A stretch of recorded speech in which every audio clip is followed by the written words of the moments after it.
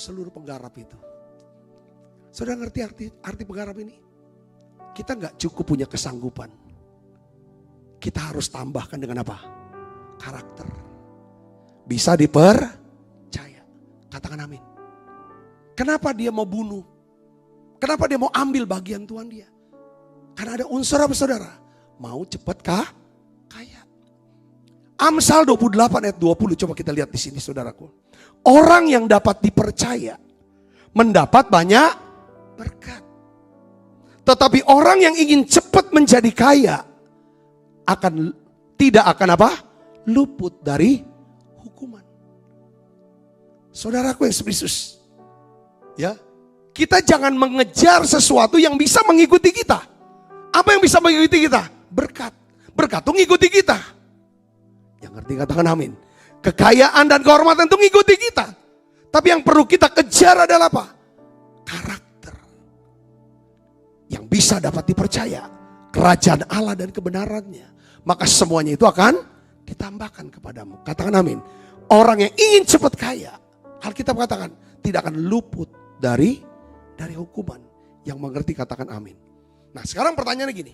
Orang yang dapat percaya itu siapa? Ini orang, saudaraku, yang melakukan kehendak Tuhan dan menyelesaikan pekerjaannya. Yesus berkata begini, makananku ialah melakukan kehendak Dia yang mengutus aku dan menyelesaikan pekerjaannya.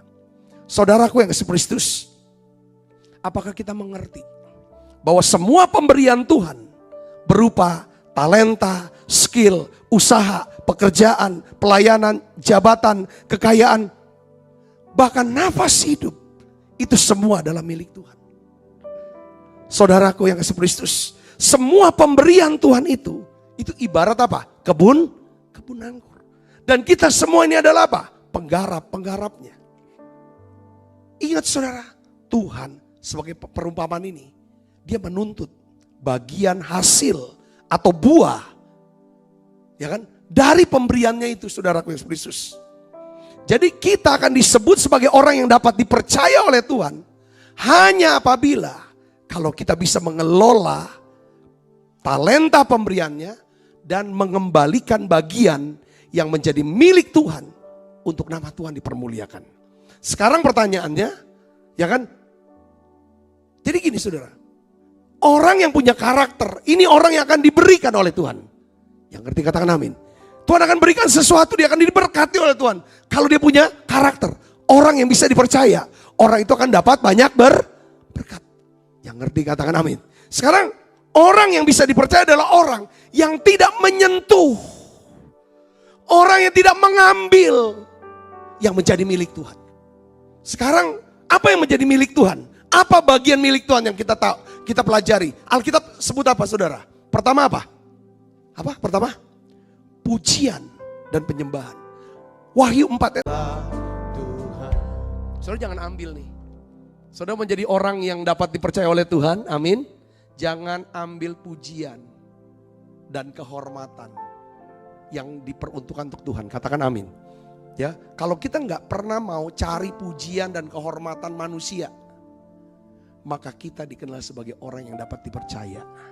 Karena kita punya karakter apa? Rendah hati. Kalau kita nggak suka memuji dan memberikan hormat kepada Tuhan, kalau kita tidak worship, saudaraku, ya kan? Kita nggak praise, selalu naikkan pujian ke Dia, kita akan jadi orang yang pride. Tahu pride gak saudara? Sombong. Saudaraku, kalau kita suka praise, naikkan pujian sama Tuhan, itu ada kerendahan hati. Itu milik Tuhan. Katakan amin. Jangan dikit-dikit minta pujian, minta hormat, minta apa? Udah. Seperti Yohanes Pembaptis, dia makin besar, aku yang makin kecil. Segala pujian, hormat hanya untuk Dia. Coba perhatikan kata-kata kita. Kita kurangin, ya kan, untuk menarik kesan lebih hebat, lebih pinter, lebih rohani, lebih baik, lebih dahsyat, lebih. Enggak perlu. Karena kita mau dipercaya Tuhan lebih besar. Katakan amin saudaraku. Semua itu dia. Saya melihatnya orang-orang yang dipercaya besar ya, lebih ya. Coba saudara cek deh. Baik dia tuh orang yang tidak percaya, orang dunia. Saya pakai orang dunia. Saya melihat saudaraku, yang dipercaya pegang perusahaan besar, pegang institusi yang hebat. Selalu kalau ditanya ini, enggak, itu semua karena mereka ini. Bukan semata-mata, itu kerja keras mereka. Selalu dia tunjuk orang, dia gak petunjuk diri dia. Tapi kalau anak Tuhan, yang dia tunjuk siapa? Tuhan. Kasih anugerah kepada saya untuk dikelilingi sama orang-orang yang hebat. Sehingga saya jadi kelihatannya hebat, bener enggak? Tuhan yang kasih saya kelilingin orang. Itu artinya kita gak sentuh, kita gak ambil milik Tuhan. Katakan amin saudaraku. Nah itu, jadi Tuhan lihat nih. Oke, kamu punya kesanggupan, gimana karakter kamu? Karakter dalam hal apa? Ini loh. Pujian, kehormatan. You ambil gak? You sentuh, you ambil gak?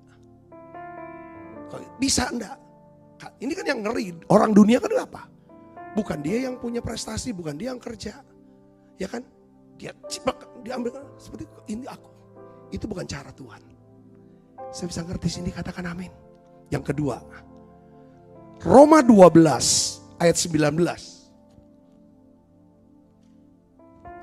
Roma 12 ayat 19 di sini mengatakan apa saudaraku? Ya, saudara-saudaraku yang kekasih, janganlah kamu sendiri apa? Menuntut apa? Pembalasan. Tetapi berilah tempat kepada murka Allah, sebab ada tertulis, pembalasan itu adalah apa? Haknya Tuhan. Akulah yang menuntut pembalasan, firman Tuhan. Ini milik Tuhan, pembalasan. Doa saya gini, enggak apa-apa difitnah, asal saya jangan memfitnah.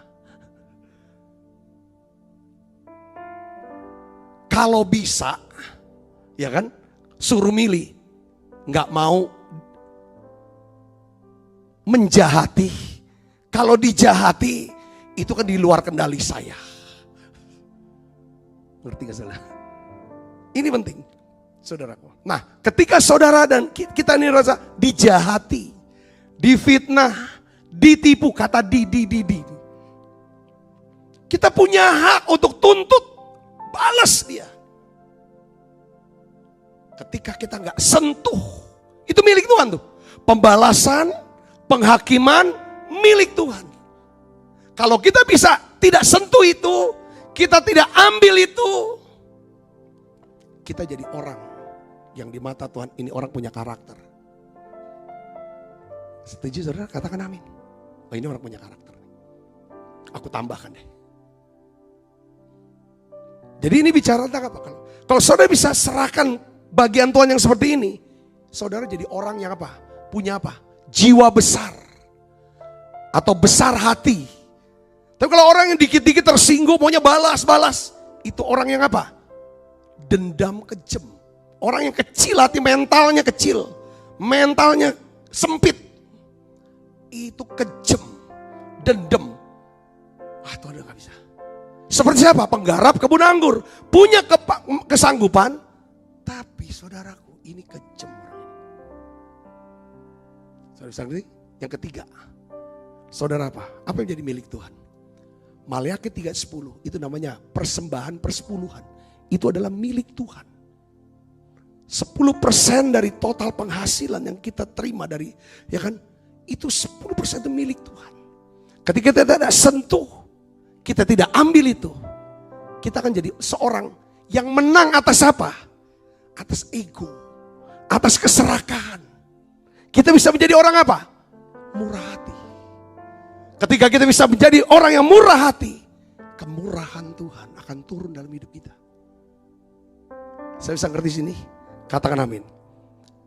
Apakah saudara mengelola talenta pemberian Tuhan dengan baik? Apakah pemberian Tuhan itu bisa membawa kemajuan bagi pekerjaan dan kerajaan Tuhan? Adakah jiwa-jiwa yang diselamatkan lewat hidup kita? Adakah orang-orang lemah yang kita tolong? Adakah pemberian Tuhan, talenta ini membawa kebaikan bagi banyak orang sehingga nama Tuhan dipermuliakan? Atau sebaliknya?